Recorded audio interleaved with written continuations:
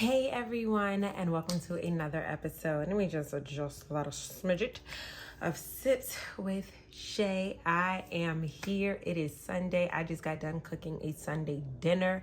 I'm gonna put a photo of it over here somewhere because I was so happy. Okay, funny, I was gonna go out and then something was like, go home and enjoy your home, enjoy your company, enjoy your peace. And I was like, you right. So your girl made her a nice dinner. I have me my good water. I'm letting my food digest. It's sunny. When I'm done with this video, I'm gonna go for a nice little walk to kind of help the food break down quicker.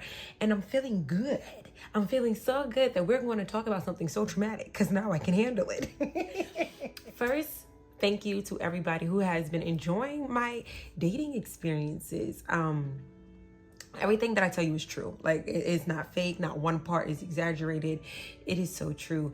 And again, I am choosing to talk about this because spiritually I'm shifting how I view relationships, partnerships, friendships, everything. I'm just realizing certain things ain't leveled, certain things ain't balanced, and I'm seeing patterns from the past and how I see them now. So today, if you remember the last video, I told you your girl got almost unalive, as they say, from a Marine, an ex-Marine. And it was so traumatic, yeah. And this one, I don't know if I'm gonna laugh a lot because it was really traumatic. But the reason why I'm talking about it is because there's so much lesson in it. And it's so much healing in it because it really helped me see who I am as a woman today. Even though there was and still is a little bit of scar tissue because it was so like, what? How, Sway? But it was needed. It was needed in the sense of not the experience, no, because ain't nobody deserved that, but the way that I was being treated really allowed me to see the pain that I was really in dwelling in. It made me realize the pain that I was dealing with and honestly the pain I wasn't dealing with. And it also made me realize when you are seeking love and acceptance and approval from your father or any male figure in your life and you don't get it, just know there is a person out there who sniffs the desperation out, okay, and can't wait to fuck your shit up, can't wait to manipulate, gaslight, attack, verbally, physically abuse you. They can't wait. So get your water, get your tea, get your wine, whatever you prefer, and let's dive into this video.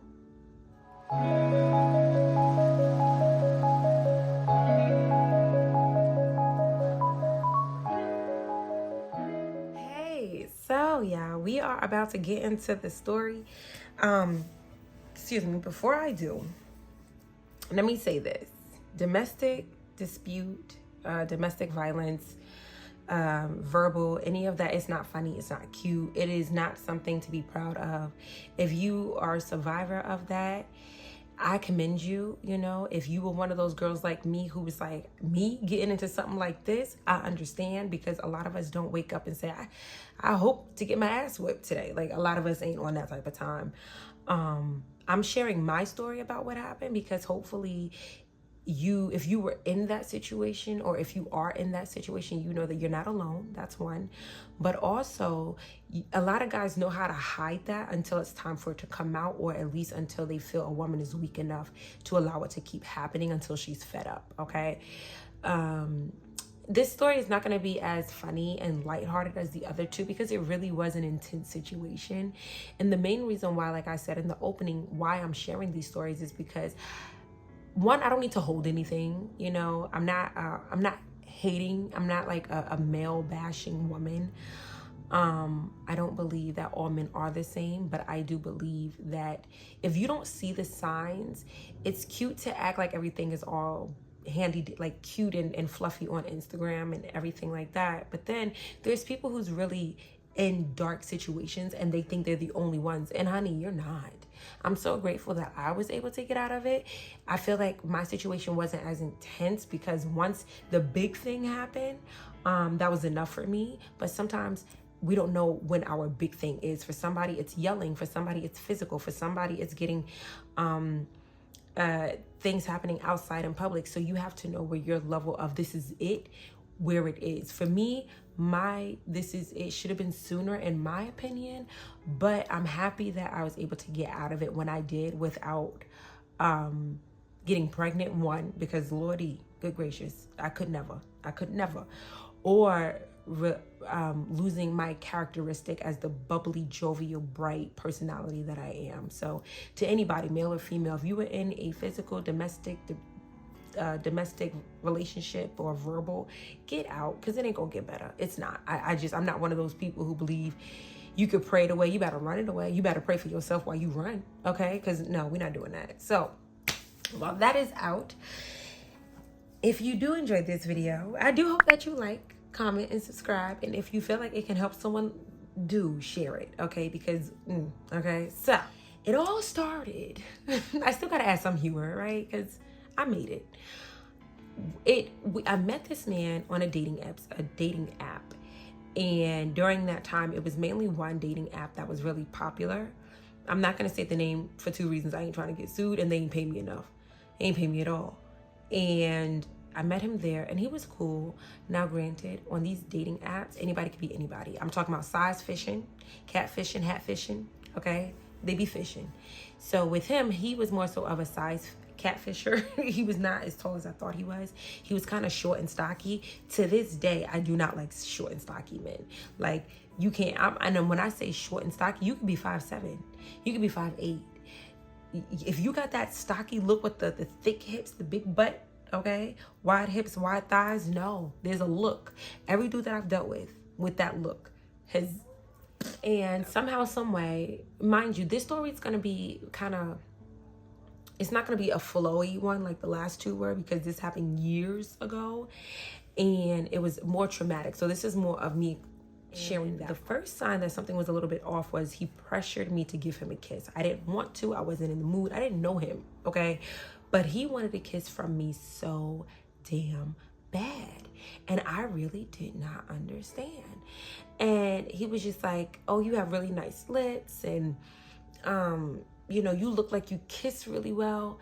And I'm just like, okay, but they're mine. You know what I mean? Like, Side note, I was very naive back then, and I had a lot of scar tissue on my heart due to not feeling loved from the men in my life. So I was definitely an easy target. You ain't have to work hard to kind of fuck me up. And it sucks to say, but it's also healing to say, because try me now, bitch. Whole moment just now. Try me now. So, oh, what a time. So he wanted to kiss, and I was very much a people pleaser. I was, you know what, fuck that. I was a man pleaser, okay? Let's just get real. Let's loosen up. Your girl was a man pleaser. If you wanted me to jump, baby girl was jumping, okay? And I didn't realize how much trauma I had until after him. And while in him, I was like, oh, I'm really messed up. And he wanted a kiss. I actually gave in because I was so annoyed. And he was one of those people, he did not mind making a scene, which was very weird and dangerous. It was like, okay, you don't mind getting loud. He wasn't one of those dudes who was like, shut up. He was more so like, oh, we could go there if you want. And I'm like, oh my God. So that was one sign or indicator when I was like, I probably should have left just because of that. Like, you want me to do something I don't want to do, but I didn't.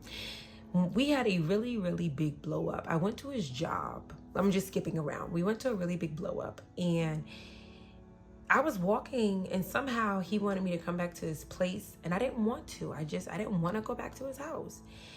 And he wanted me to come back for whatever reason, I don't know. But we left his job, and I was like, I'm going to go home. And he's like, you're not going to go home. And I'm like, wait, what? Okay.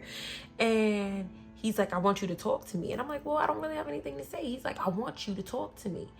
And I was just really shocked because he was getting loud. He was getting so loud that he was like punching cars. And there was this couple, and it was this white couple walking, and the girl looked terrified and I looked terrified. And the guy was more like concerned. He looked like he wanted to say something, but he didn't know, because the guy that I was talking to at the time was very intense.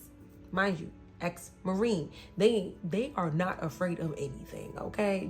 I don't know what they do to the Marines, but they different. That's another reason I don't think I would ever deal with a military guy. Nah, definitely not a Marine. No, they protect you, but they will fuck you up too. In my experience, is my opinion, okay? And what ended up happening, the white guy actually intervened. He was like, "Are you okay?" He was like, "Sir, I don't think that she wants to go home with you." The guy was like, "Shut the up. Like, you don't know her. You don't know me. You want me to kill you? I will kill you. I will hurt you.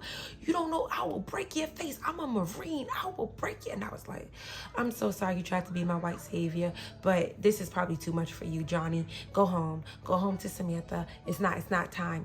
This is not right." And he was just like, "If I were you, I would leave." And I was weak. And I was just like, "No, he's going through something." What? If I could go back and slap me, I gotta hit me now just because of saying that. I was like, "No, he's going through some things. I don't give a fuck what he was going through. Like, you wildin'." And he was just like, I said to him, like, "No, he's really not like this." Now, during this time, we had already been intimate. Let me just say that. And we had already started, we were talking a little bit more. So it wasn't just like, "Oh, I'm gonna leave." I was already intimate with this man too. I'm telling you, if you ever want to be free in the sense of leaving, do not have sex. Why? Because once you have that connection, it is not as easy as everybody make it seem if you're weak-minded, because I was damn sure weak-minded, to leave. Okay, so if you want to get in and get out, don't do it. Don't even, I mean, yeah, a condom helps, but nah, don't even, just don't. Somehow, some way, I was able to go home. He cooled off, and he left, and I left. Common sense would have said, "That's it. Block him, remove him." But I was seeking something. A lot of daddy issues, a lot of pain from men in my life, like not just outsiders, but family members. I wanted to feel wanted, and I wanted to prove something, and I wanted to prove something so bad that I called him, and I asked him, like, "Are you okay? Is everything all right with you? Are you fine?" And he was like, "Well, it's your fault. Like, if you had just listened to me, I wouldn't have acted like that." Oh, the manipulation, the gaslighting, the narcissist, all of that wrapped in one short, stocky man. And me being me, I'm like, "I'm sorry, I didn't know that you were going to be that triggered. I apologize. Like, how do we fix it?" It makes me want to pull the non-length hair that I have out, because damn, Shay, a little bit forward. We got, let me put a pin on this. The main reason why I was attracted to him was because the guy before him, I was in a relationship with him, and I loved him. I did. But we did not work out. And he never made me come. Never made me come. And I thought my vagina was broke.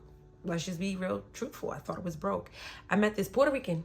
Okay, I will always have respect for Puerto Rican men because the tongue was anointed. He made my body come, and I had never experienced that. And we were intimate. He was open, and he created space for me to be open, and he allowed me to be like aggressive and free. And for somebody who felt so confined, and for somebody who felt like she had to stay small, to deal with someone who was like, "Yeah, do what you want. You want me to bite you? You want to bite me? It was liberating. But I didn't realize what came with that. The same people who want to fuck you good will fuck you over, okay? And it messes with you. It was just really messed up. It was like he was making me feel good sexually, but he was messing with my head mentally. It was just really bad. And there was a situation where I had said to him, like, "Something's wrong with you." Like, now we were already more comfortable. So I started to gain some balls, I was like, "Something's wrong with you." And he had let me know something. He said, "No, something's wrong with you." He was like, "You're the one with the issues. It's you." And he realized that something in me had turned where he couldn't manipulate me like that anymore. And one thing I've learned, he taught me, when a man can't manipulate you in one way, he will find another way if you're still willing. If you are still in close proximity, that means that he still has some type of hold on you. So that means he can switch it up a little bit as long as you're in close proximity. And I was just like, "Something's wrong with you." And he was like, "No, something's wrong with you." And we was on the train at this time, and I was like, I'm gonna leave. And he pinched my thigh and squeezed my wrist. And he was like, you ain't going no fucking where. He was like, if I can't have you, no one's gonna have you. Don't let these crazy ass movies make you think that shit is cute, because it is not. I don't understand why we making rough stuff like that seem so sexy and like choke me, squeeze me, hurt me. Like, no, if I want to leave, to this day, if anybody, I don't care if you're a male or female, if I tell you to get out, or I want to leave and I feel like you're trying to block me or get in my way, you're not going to like me. I don't care who you are. It's too triggering for me. So just let me move or get out calmly, because then I'm in survival mode. We was on the train and he did not let me go. And he was like, he laughed. He made a laughing sound. And he looked demonic because he realized, yeah, I still got you. You thought you was getting away, but you wasn't. And he pinned me down. And I cried. And he was like, don't you dare cry. So I couldn't even have my own damn emotions. And it was so intense on that train ride. And he just kept smiling like, see, you ain't going nowhere. And in that moment, I was like, oh my God, I'm not. Like, I'm really not. Maybe I deserve this. Maybe I deserve this treatment of having someone verbally be rude and abusive and physically put his hands on me and all this. And I broke down. I just gave in. And each time I gave in, I noticed my womb was getting heavier and heavier. Like, the suppressive energy was just sinking down and I was becoming heavy. So this was the final straw. Came to my house. He wanted to have sex. I was numb. I was just annoyed. But I was scared. So I was just like, you know what? Let's just put some music on. Let's just dance or something. Trying to keep the peace. And that's one thing that they don't tell you when you're in a situation like that. The goal is you want to keep the peace as much as you can. To the point where it hurts you, but you just need peace. And this was the day where homie really got bold. We was out. So let me start right here. We were out. We had got into a dispute. He felt like I owed him something.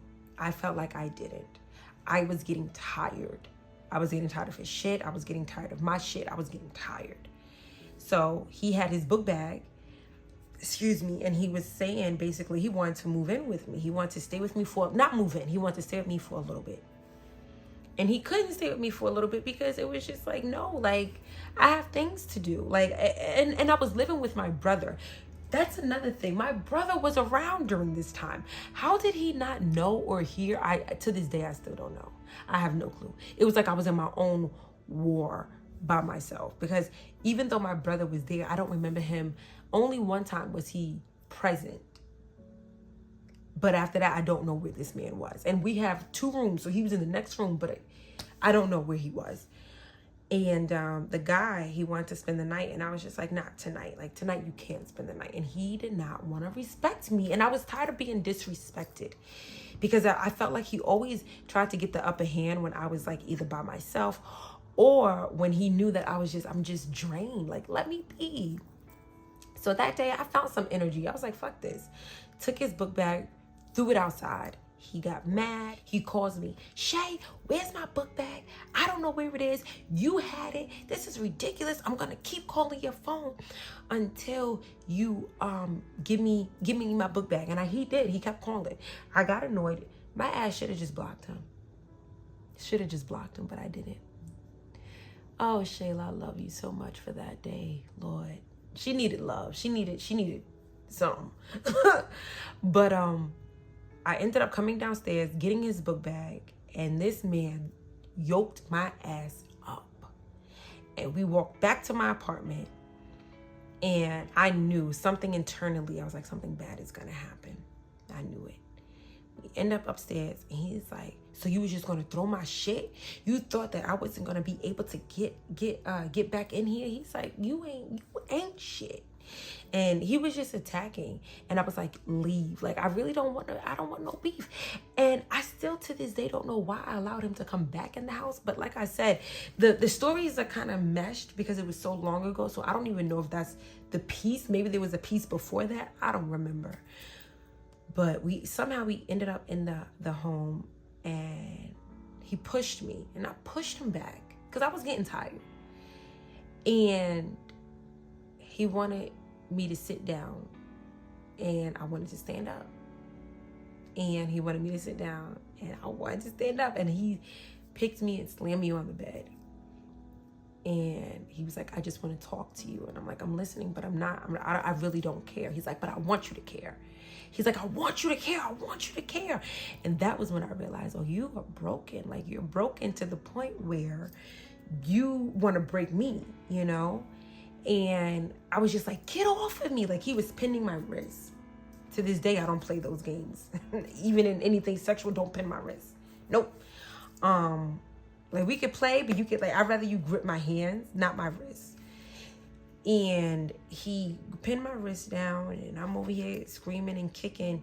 And he's like, stop screaming. And I'm like, so get off of me. And I'm crying and I'm angry because I'm like, I don't want to listen. I'm tired of you trying to manipulate me to do what you want. Y'all, he got so annoyed with me screaming because I was really like, I was now in pain. This man is heavy. He has skills, so he knows what to do and how to do. And he kept like doing some pressure point, which was like making me more alert every time. Like, and it was really painful. He was like, this is enough. He took the pillow and he put it over my head. I would never forget that feeling because I was like, am I going to die? And it wasn't just he put it over my head. Like, he pressed his weight. And I was like, oh my God, I'm going to die like this. Like, this is it. And I heard him, but he really had the pillow pressed down. And he kept saying, you going to stop screaming? You going to stop screaming? And I said, in that moment, I said, okay, Spirit. I said, if I don't die, I don't ever want to deal with this man again. Strengthen me to find whatever I need that allowed me to meet this man. Like, fix that part of me. I said, but if I get out of this, just help me. And I stopped screaming because common sense was like, okay, if I could stop screaming, maybe I could live. Because I felt myself losing oxygen. Because it wasn't like he put it, like I said, his weight. So I stopped. And when he removed the pillow, I gasped for air like I was a newborn. I was like, okay, like I was out of the water. And I was like, this man was really trying to kill me. That was when I went numb. And I had an outer body experience. And I was like, I think he was a psychopath. Because after I had that outer body experience, I stopped talking. It was like my flesh was here, but my spirit was somewhere else dwelling. And he wanted to have sex. And I just laid there. And I was so numb. And it was just silent. And he was looking at me in my face, and he saw that I wasn't her anymore. I was gone. And he said, I just want you to love me.